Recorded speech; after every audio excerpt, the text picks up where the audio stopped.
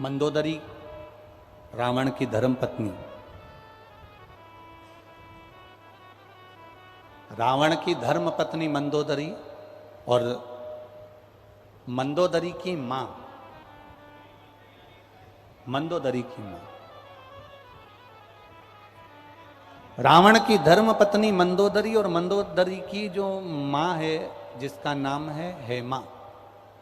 क्या नाम है? जम के बोलो जरा। हेमा। मंदोदरी की माता जी का नाम क्या है? जम के बोलो जरा। हेमा। देखो, आप लोगों से खिलवाने का केवल एक कारण होता है कि आप लोगों को वो नाम स्मरण में बना रहे कि मंदोदरी की मां का नाम क्या था। तो मंदोदरी की मां का नाम क्या है? हेमा। ये शिवजी की परम उपासक थी और इसका जो पति था मय दानव, मंदोदरी का जो पिता था मय दानव, ये बहुत असुर प्रवृत्ति का था। अब हेमा का नियम था, मिट्टी लाती, उसमें माखन मिलाती, गाय का दूध, थोड़ा सा गौ माता के गोबर को मिश्रण करती और उसमें थोड़ी सी भस्म मिलाकर मिट्टी को तैयार करती और हेमा शिवजी के शिवलिंग का निर्माण करती। जरा बहुत ध्यान देना, ये कथा शायद आपकी जिंदगी को बदल दे। हेमा का नियम, मंदोदरी की माता जी का नियम था, मिट्टी को लेकर आना, गाय का गोबर मिलाना, भस्म मिलाना और उसमें थोड़ा सा माखन मिलाना और मिलाकर उस मिट्टी को फेंट कर उसका शिवलिंग का निर्माण कर, शिवलिंग का निर्माण।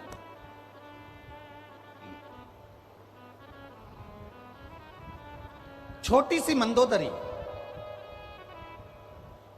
और मंदोदरी ने एक दिन अपनी माता जी से पूछ लिया था, मां अप्सरा थी हेमा?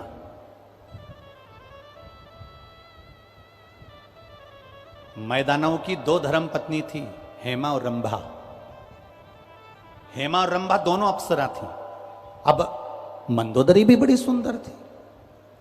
तो एक दिन मंदोदरी ने अपनी मां से पूछ लिया, मां तू मिट्टी लाती है, मिट्टी में माखन मिलाती है और माखन मिला के उसमें भस्म मिलाती है और उसमें गाय का गोबर मिलाकर तू मिश्रण कर कर पार्थिव लिंग का निर्माण करती है। मां, इस पार्थिव लिंग के निर्माण का फल क्या मिल सकता?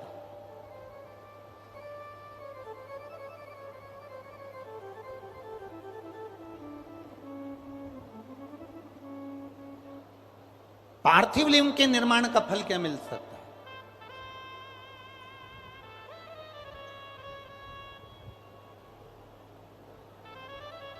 हेमा ने कहा कि मंदोदरी तू क्या चाहती है वो बता, तू चाहती क्या है वो बोल।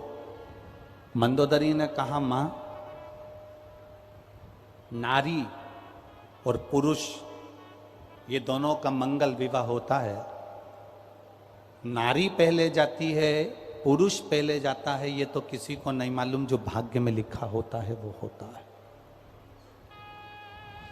नारी पहले जाएगी कि पुरुष पहले जाएगा ये किसी को नहीं मालूम। मां, जो ललाट पर लिखा हुआ होता है, जो पूर्व का कर्म करा हुआ होता है, उसी के अनुसार पति पहले गया कि पत्नी पहले गई, ये ललाट पर जिसके जो लिखा होगा, जो कर्म की गति लिखी होगी वो बात होगी। पर मां, मैं इतना पूछना चाहती हूं, क्या नारी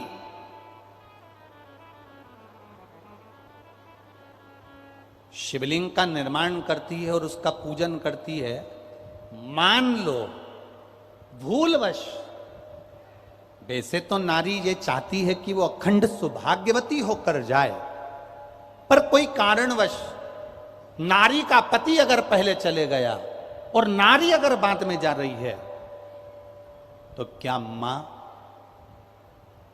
शिवलिंग के निर्माण का कोई फल उसको प्राप्त हो सकता है?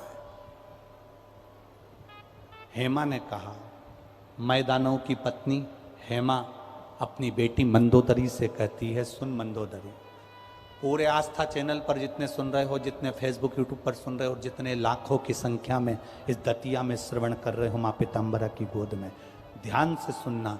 माँ हेमा अपनी बेटी मंदोदरी से कहती है, मंदोदरी सुन, शिवलिंग का निर्माण करने वाली नारी मान लो पहले चली गई तो अखंड सौभाग्यवती तो होती ही है, पर मान लो कर्म की गति के अनुसार अगर पति पहले चले गया और नारी अगर मान लो बेधव्य भी हो जाती है, तो हेमा कहती है वो नारी का जब अगला जन्म होता है तो वो 7 जन्म तक कभी विधवा नहीं होती है।